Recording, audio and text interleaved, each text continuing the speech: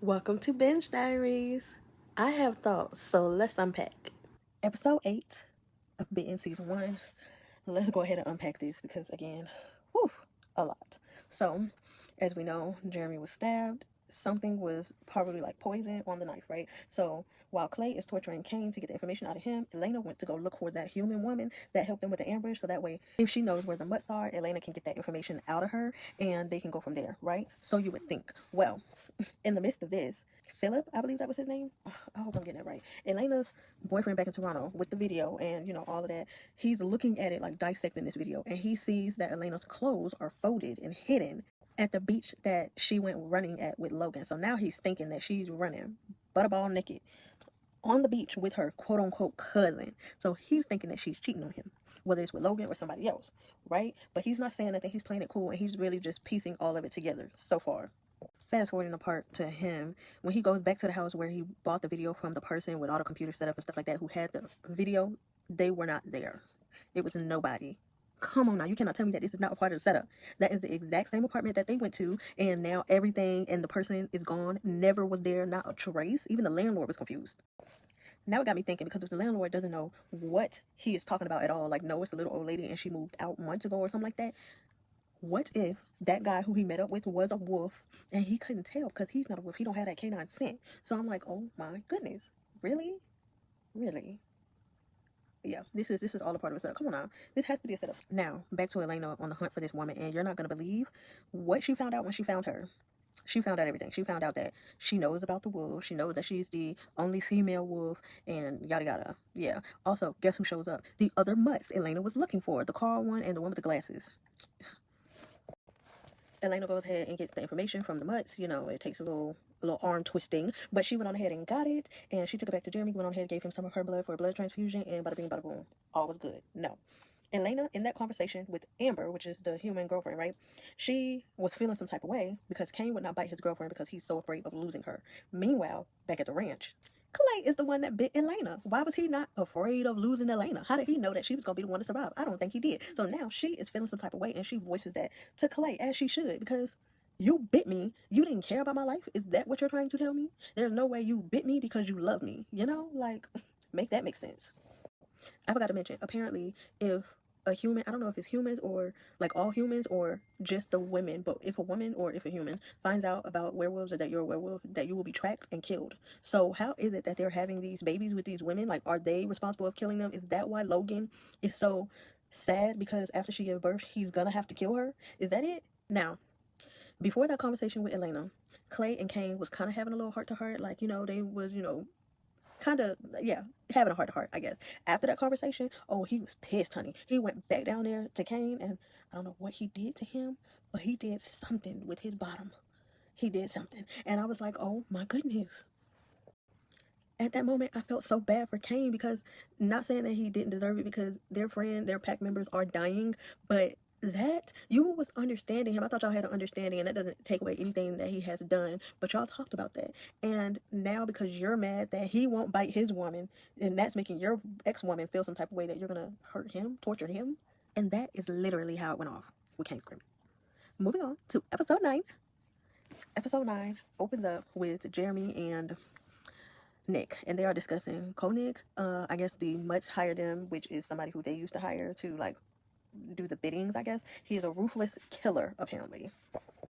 Jeremy also is sharing a story about Nick's father, Antonio, and what happened, which kind of is shedding light on Logan's situation and why I'm saying he looks so sad. So apparently, Antonio ran away to be with Nick's mom and raise him with her instead of leaving her and bringing the baby to the pack because sons have to be raised by their own with the pack. So, yeah, that could be why. Maybe he is just extremely nervous that he is going to have to basically kidnap his son and go be with the pack. She's never going to be with her baby, I guess. And as a punishment for Antonio, which is Nick's dad, he had to kill a man to enter the pack. However, that ended up being a lie. That was the ruthless killer, Koenig. He wanted him to do that just for sport, out of fun, because at the time Antonio was coming back, his dad was actually the alpha, and he was supposed to be in line for alpha, not Jeremy. So I don't know how Jeremy ended up coming into this, but that explains why it's them two and why they are so close and bouncing back and forth. because both of them would be up for alpha. So who is up for alpha after Jeremy? Like, do they get to pick? Would that be Clay, even though Clay is not actually Jeremy's son? Or would that be Nick, because he's actually a Sorrento who was at some point alpha, and he was born like that, and Clay was just bitten. So how does that work? And I just feel so bad for Logan. They had the sonogram to find out the sex, and oh my goodness, it is a boy. And the look on his face, his heart just sank to the pit of his stomach. You could tell, but he was trying to put on a brave face, and it's a boy. There's nothing that he can do about it. He already knows like what has to be done. And I know he feels bad because, this is not her first time being pregnant. She ended up giving the other baby. No, she ended up losing the other baby. Jeremy's supposed to meet up with Koenig and I guess settle it like how they normally do, fight it out. And the Mutts nor did the pack stay away. Like, they were all involved. And of course, it turned into a full blown brawl. The Mutts are not playing fair. They got weapons. Elena is shot in the shoulder. So we all know, how that's gonna go. She is able to control her change, which I guess none of them are able to do once it's triggered to start. There's no stopping it. But she is able to stop it, and they want to know how she's able to do that. But the loony one with the glasses was really trying his best to kill Elena. I don't know what she did to him. I think it's because she got his scrapbook of killings. I think that's what it is. But other than that, I don't know why he's so dead on. It could be because he keeps getting told not to harm Elena. Again, why is she so important to everybody? Like, they're like all trying to save her. The Mutts, the pack, everybody. And it's like he wants to kill her. In the midst of everything, right? As Koenig is running, Nick is the one that catches up to him. Well, actually, it was Jeremy, but him and Jeremy started fighting. Nick comes in and he just flat out kills him. I know for a fact he was saying it in his head, like, this is for my father. Like, at first he grabbed him by the throat, like he was making his dad kill the people, and then he ended up just snapping it. He killed him. I was like, good for you, Nick. Now, as I said, Elena's boyfriend, Philip, I believe, he was, still curious. He went to Logan to flat out ask him because Logan is missing in action. He has not been back there. Ever since he found out that the girl is pregnant, he's right there. Right there. So, yeah, he found out that, her clothes were there. He went to go ask him why was she naked, and he told him they went swimming. On the way out, he was already skeptical about the story anyways, but on the way out, he sees a photo of, like, the family back in, and and in this photo, Clay and Elena is there, and they look very coupley. And he's asking about it, and he said, "Oh, that's our cousin Clay." So now he's really side-eyeing the whole thing, but he's going ahead on about his business. And then there's Kane's girlfriend. She is, what's her name again? Amber. Amber. She is stone cold loony. She is all but begging. Actually, she is begging. Okay, not dry begging. She's flat out begging, to be bitten. And the loony one with the glasses, he goes ahead and bites her because he wants to get let out of the cage. Now he was put inside the cage by Daniel because he shot Elena, his most prized possession, now shot, has a bullet wound, don't know how she's doing, what she's doing, how she's getting healed, or anything like that. You shot her after you know your orders. Yeah, he put him in a cage, and he wanted Amber to let him out, and he said that he will bite her if she lets him out. And she's gonna do it. He gonna bite her, and she's gonna die. Which, if Kane is alive, that might actually be enough to get him to flip and join the pack. Because clearly he cares a whole lot about that woman, and he is not playing about her. Like, he pretended like he didn't care when he was talking to Clay because he didn't want him to go after her. But it's very clear that he loves that lady. And now y'all know that Elena's boyfriend back in Toronto is already thinking that she's cheating on him. Well, guess what? She just cheated on him. She cheated on him with Clay at the end. I don't know if she's going to get up and regret that. I don't know if she's going to be falling all back in love with him or not. But she cheated on him and did not blink an eye about it, all because she felt safe. But she did have a near-death experience scare. So I don't know if she should get a pass. I don't feel so. I don't feel like she should. But, y'all, my thoughts on episode 10 of season 1, Bitten. This is Binge Diaries. Y'all, I got some things to say. Okay, so as we know from episode 9, Elena cheated on her Toronto boyfriend with Clay, right? Now she's getting ready to go home, and tell me why Jeremy makes her take Clay home with her. Makes him go and say, like, for safety, because Elena shouldn't be, like, alone, because clearly they're after her for a reason, and she is the most valuable player, obviously. So he makes her take Clay home. Now, mind you, she done moved in with the man, so he is clearly going to be able to see that there's something going on between her and Clay. Obviously, they're not cousins.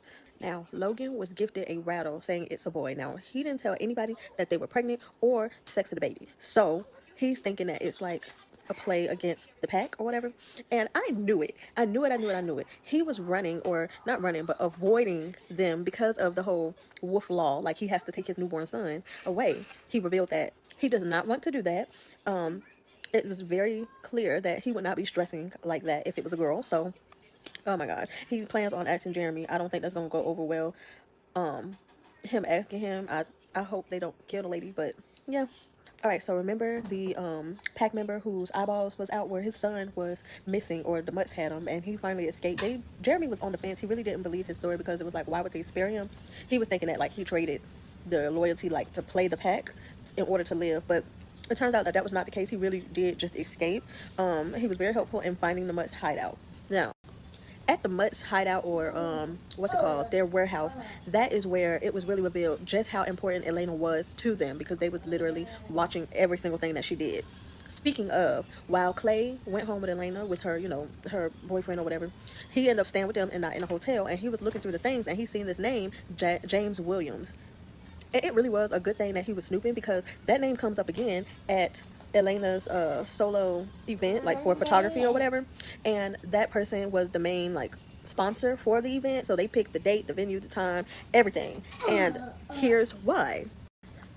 You remember that creep that Kane was meeting up with? Well, that was somebody from Elena's past that she was a victim to as a child. She did help them put him away, but he got released from prison. Kane turned him into a mutt, and now they're using him as like a chess piece in whatever game that they're playing. They still don't know who James Williams is, which is kind of scary because it's not him.